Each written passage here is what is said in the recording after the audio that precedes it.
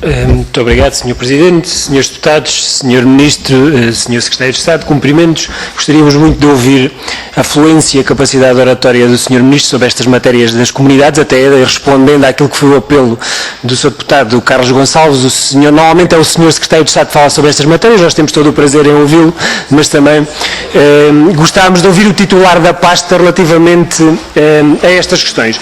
E começava por perguntar, Sr. Ministro, sobre o ensino do português no estrangeiro, e julgo que esta é uma oportunidade importante para esclarecer algumas matérias relativamente a este assunto. Quando foi anunciado que era introduzida uma propina neste ensino, primeiro foi referido como a propina serviria para a oferta dos manuais escolares. Aliás, o Sr. Secretário de Estado até anunciou primeiro a oferta dos manuais escolares e depois a seguir a propina. A seguir já não era para os manuais escolares, já era para a formação de professores. E depois ainda, e percebemos agora no decreto-lei, afinal é para a certificação da aprendizagem, uma certificação que é feita num sistema que não é compatível com o sistema de avaliação, não é compatível com os outros sistemas de ensino de outros países. Relativamente à oferta dos manuais escolares, o decreto-lei nada fala sobre ela. Em apreciação parlamentar desta matéria, o Sr. Secretário de Estado dedicou o seu tempo a atacar o PS, lembrando algumas culpas que o PS tem, é verdade, mas também dedicou pouco tempo a esclarecer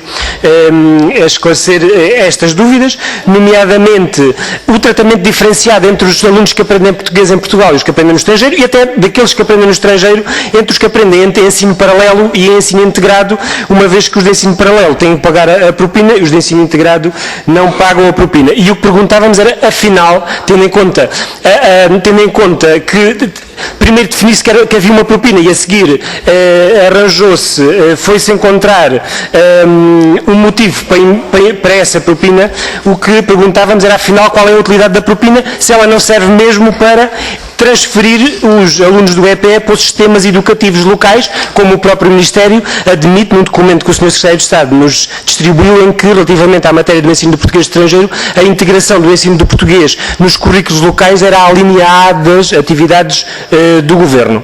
E por isso, se esta não é uma maneira, a propina não é uma maneira de empurrar os alunos para esta solução, e o que é que isto implica, deixava a questão também em termos de readequação da rede e também de eventual redução do número de professores já para o próximo ano letivo.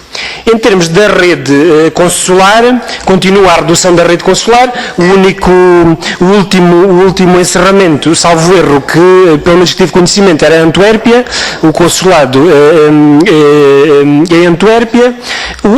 São apresentadas as permanências como consulares, aliás, elas já foram referidas aqui hoje, até como uma resposta de proximidade para estes encerramentos, e até na última audição foram referidas as permanências consulares como algo de muito positivo, e eu julgo que para classificarmos como muito positivo, e tendo em conta que se pretende com as permanências consulares um serviço de proximidade, era preciso perceber se elas dão pelo menos as respostas que davam as anteriores estruturas consulares. E dos 4 consulados que encerraram em França e na Alemanha, em 2011 eles prestaram 21 mil atos consulares.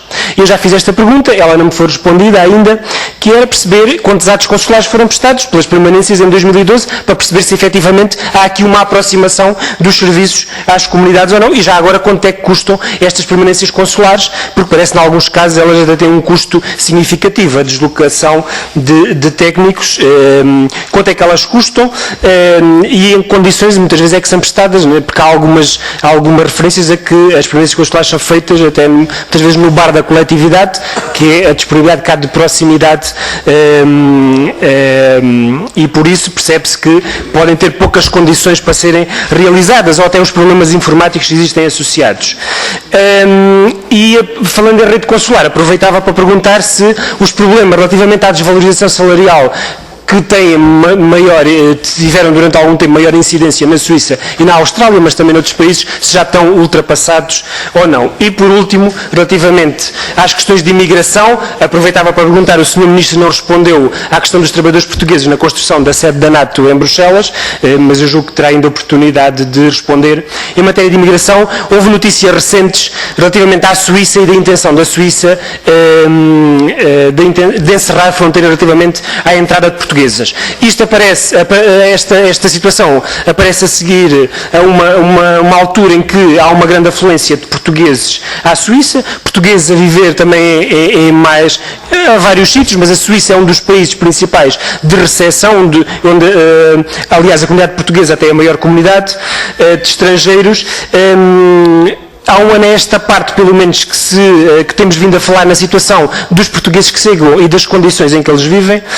No dia 27 de março de 2012, o Sr. Secretário de Estado foi ouvido nesta comissão a requerimento do PCP precisamente sobre essa matéria e referiu que estava a acompanhar, na altura, os serviços consulares conheciam um pouco esta situação.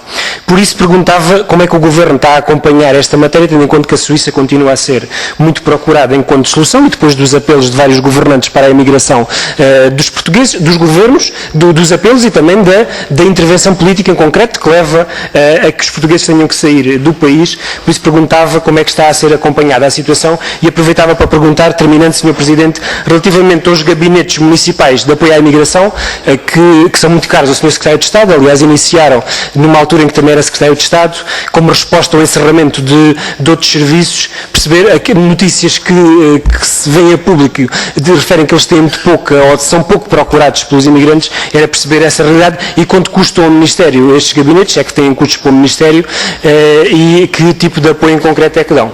Obrigado, Sr. Presidente. É só meio minuto.